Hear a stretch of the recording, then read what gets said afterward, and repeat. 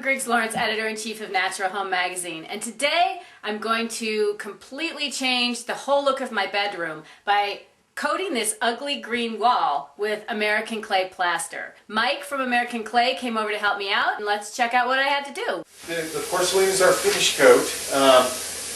American Clay has 3 different finish coats. There's only one base coat, and that's Loma, and which we have mixed up here. You can finish in Loma also, or you can finish in Porcelina, which is more of the Venetian plaster look of American Clay. More of a Mediterranean look. The really smooth, creamy, just goes on smoother. It's easy to work with. Is the Porcelina. It has a smaller aggregate in it, and that's why it ends up, it's not as coarse as the Loma. And you could add the color pigment in to the clay after you've mixed it. I find it easier to mix it in before. It saves me a little bit of time.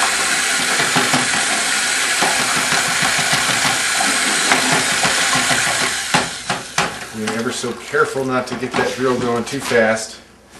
And make a mess here.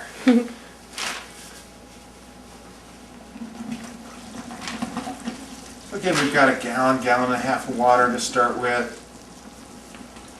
We dump half the bag into here. Mix this up nicely, and then add a little more water and get the rest of the porcelain clay.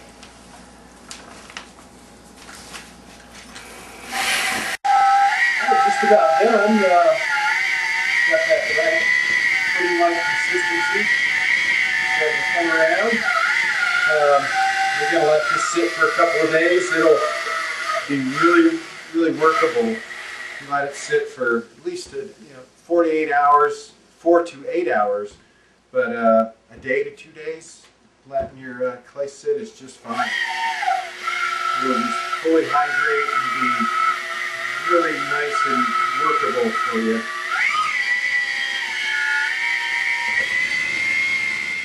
It's going to go in clay, and this wall's not at this time, so we're going to tape off this wall to protect it from getting clay on it.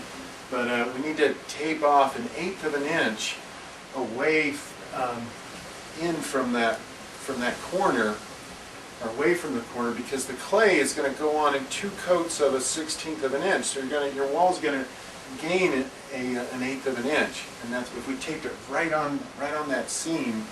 When you pull tape, you're going to pull clay away, and it's just not going to look as nice. So we want to tape off 1/8 of an inch, or approximately. I like to start in a corner, just seems more logical.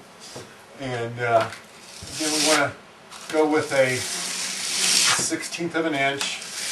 I like working with these Japanese trowels because of the thickness factor. I can control my finish. I have greater control of the finish. And I want it to be fairly consistent, the thickness of it. Working a trowel is a lot of wrist and arm, but I find it easier than painting.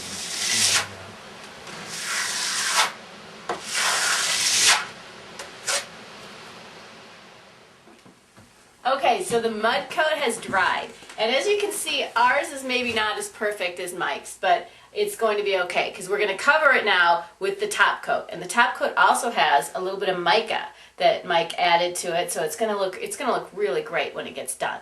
So we're ready to put on the top coat. It's an all-natural product. It lends to the sustainability of the structure that because it's breathable. So it allows your walls to breathe, whereas synthetic paints and other synthetic plasters, they don't allow that breathability. It's also easier to repair this product too, versus the synthetic plasters that are out there. Because clay, you can rehydrate it and rework it. And that could be done 10 years later. We're loosening up the pigment that's covering the mica, that large mica, and then we'll come back with an almost dry sponge and wipe off the pigment film to expose that mica. That's what we're doing. Great. We're also, as we're rehydrating the clay, we're using a plastic trowel, a clear plastic trowel to take out some imperfections and polish the wall too. And this is our last step for this smooth finish porcelina. And as we're using this plastic trowel to give it it's a more of a polished look to your clay. So here it is. It's looking really good. American clay porcelina with this large mica in it, and it was fun working with you, Robyn. We'll look forward to seeing you out at Greenville.